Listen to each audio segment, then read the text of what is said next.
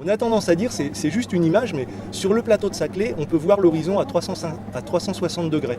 Et ça n'a l'air de rien, mais c'est quelque chose aujourd'hui qu'on ne trouve pas partout, et notamment qu'on ne trouve pas en ville, avec finalement les ouvrages d'urbanisme qui s'imposent au regard, quoi. Voilà. Donc voir la nature et la campagne à 360 degrés, 12 mois sur 12, avec les petits matins brumeux, les couchers de soleil en été, etc., c'est quelque chose d'assez exceptionnel.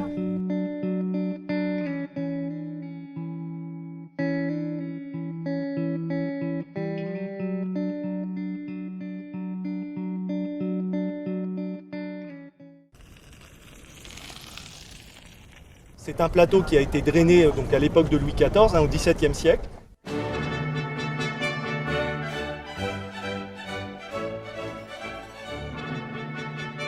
En 1680, l'ingénieur Thomas Gobert est chargé par Louis XIV de mettre au point un système pour récupérer les eaux de ruissellement du plateau. Il fait creuser près de 60 km de rigoles interconnectées entre elles et reliées à 6 étangs. Le but de ces travaux était d'alimenter les fontaines et les bassins du château de Versailles, mais ce drainage a eu une conséquence inattendue. Il a assaini ces terres insalubres et marécageuses, permettant le démarrage de l'agriculture.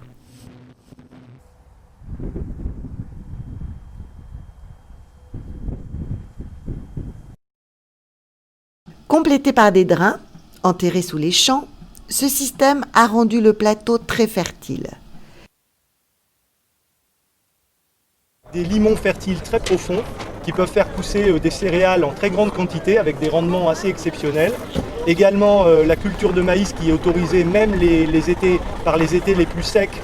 On peut avoir du maïs sans irrigation qui fait des rendements tout à fait exceptionnels.